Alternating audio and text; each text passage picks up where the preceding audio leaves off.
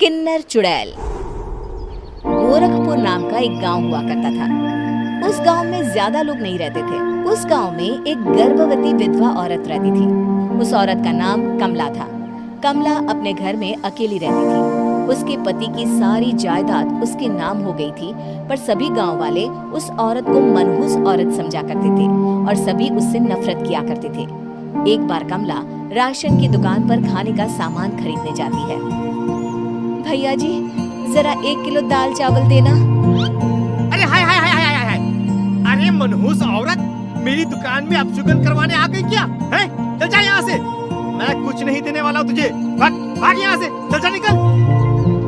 भैया जी, ऐसा मत कहिए, मैं गर्भवती हूँ, मुझे खाने की बहुत जरूरत है, मुझे खाना दे दीजिए। दुकानदार कमला को वहाँ से धक्के मारकर भगा देता है। तभी कमला रोते रोते उस गांव के किन्नरों के इलाके में आ जाती है। गांव वाले किन्नरों को उसी इलाके में रखा करते थे, क्योंकि वो लोग किन्नरों को पसंद नहीं करते थे और उनके इलाके में रहने से मना करते थे। तो किन्नरों ने उसी गांव में अपना एक इलाका बना लिया था। जब किन्नर लोग देखते हैं कि एक गर्भवती महिला रोते रोते उनके इलाके में आ गई है, तो सारे किन्नर कमला के पास जाकर उसका हाल पूछने लगते हैं। क्या हुआ बहन, तुम्हारी गर्भवती अवस्था में इतनी बुरी हालत कैसे है? तुम रो क्यों रही हो? तुम डरो मत, हम तुम्हें कोई नुकसान नहीं पहुंचाएंगे। तुम शांत होकर सब बताओ कि हुआ क्या है। मैं कमला हूँ, मैं गांव के दूसरे इलाके से आई हूँ। 2 महीने पहले ही मेरे पति की मौत हुई है। मुझे गांव के लोग मनहूस मानते हैं, क्योंकि मैं विधवा हूँ और गर्भवती भी। वहाँ के लोग मुझे खाने के लिए कुछ बेचने के लिए भी तैयार नहीं, जिससे मेरा गुजारा नहीं हो रहा था। कोई बात नहीं कमला, हम तुम्हारा ख्याल रखेंगे। किन्नर लोग कमला को एक खाली घर में रहने के लिए जगह दे देते हैं और उसकी देखभाल भी करते हैं। कुछ ही महीने बाद कमला अपने बच्चे को जन्म देती है, पर अफसोस, कमला बच्चे को जन्म देते ही अपनी जान गंवा देती है। जब सब किन्नर बच्चे को देखते हैं तो बहुत खुश हो जाते हैं, क्योंकि वो बच्चा भी किन्नर ही था। कमला ने एक किन्नर बच्चे को जन्म दिया था। अब इस बच्चे की देखभाल कौन करेगा? हम तो इस बच्चे को गांव के दूसरे इलाके में भी नहीं भेज सकते। अरे तो क्या हुआ, इस बच्चे की माँ नहीं रही तो हम इसे पालेंगे। अब ये हमारे इलाके में रहेगा, हमारे साथ रहेगा।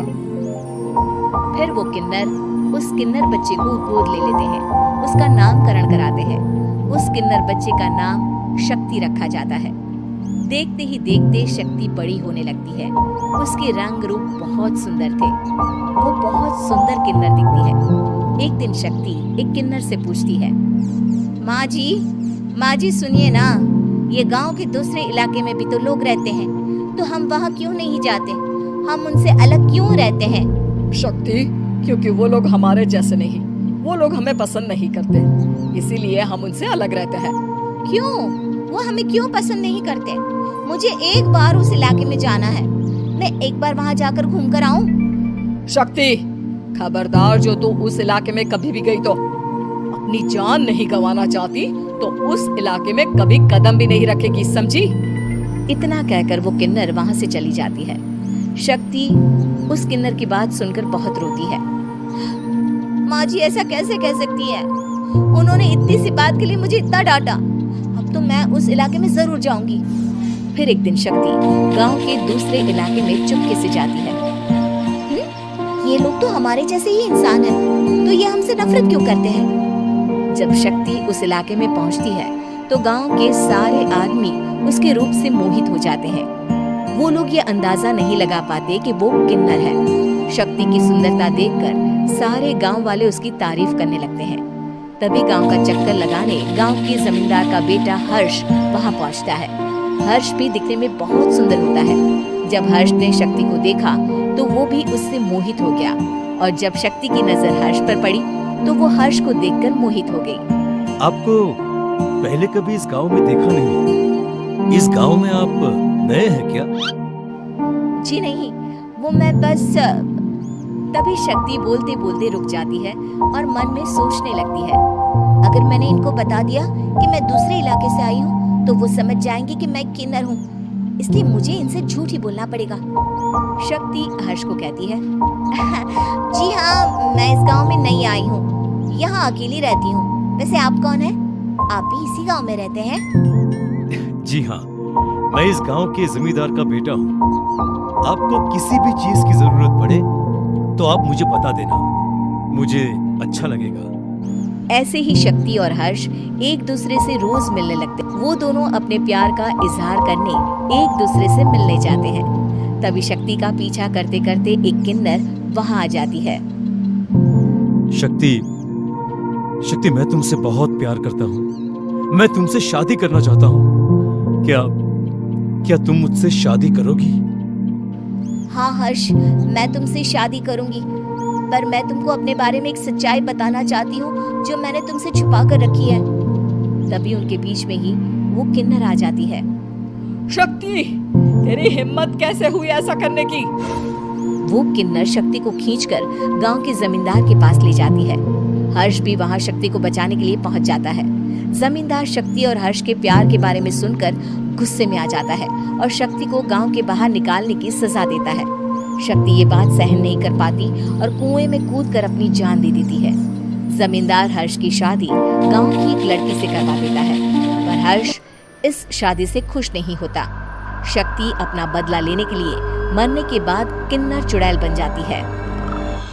अब मैं इन गाँव वालों को नहीं छोड़ूंगी, अब इनसे मैं अपने प्यार का बदला लूंगी। किन्नर चुड़ैल गांव वालों को परेशान करना शुरू कर देती है। एक बार वो रात को गांव के खेतों में पहुंच जाती है और वहां आग लगा देती है। सारी फसल जल के राख हो जाती है। जब एक आदमी रात को उठकर देखता है कि खेत में आग लग गई है तो वो वहां पहुंच जाता है। वो देखता है कि खेतों के बीचों बीच एक किन्नर चुड़ैल खड़ी है और वहां खड़े होकर ताली बजा रही है। गांव वाला किन्नर चुड़ैल को देखकर बेहोश हो जाता है। जब सुबह उस आदमी को होश आता है तो वो सीधा जमींदार के पास जाता है। अरे जमींदार साहब, अरे वो किन्नर चुड़ैल ने मेरी सारी फसल चला दी। अब मैं क्या करूंगा? क्या होगा मेरा? जमींदार चुड़ैल किन्नर का नाम सुनते ही सब कुछ समझ जाता है। अब वो बहुत डर जाता है।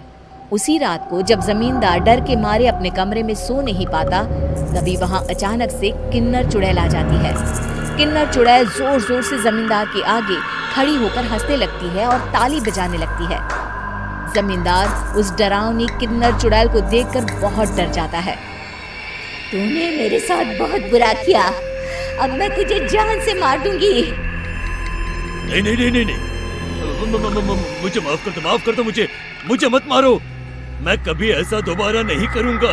अब तुम जो बोलोगी वही मैं करूंगा।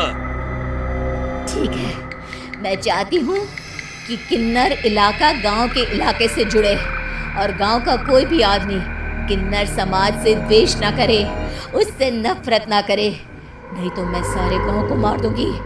और तुम गांव में एक नया कानून बनाओ कि अगर किसी ने भी किन्नर समाज को हानि पहुंचाने की कोशिश भी करी या इनसे भेदभाव करने की भी कोशिश करी तो उनको कड़ी से कड़ी सजा मिलेगी। हाँ हाँ हाँ हाँ, मैं ऐसा ही करूंगा। तुम जो बोलोगी वो मैं करूंगा, पर मुझे जाने दो प्लीज। तब वो किन्नर चुड़ैल वहां से चली जाती है। गांव का जमींदार किन्नर चुड़ैल का कहा मानते हुए दोनों इलाकों को एक कर देता है और नया कानून भी लागू कर देता है। तब से वहां किन्नर समाज और बाकी गांव वाले शांतिपूर्वक रहने लगते हैं।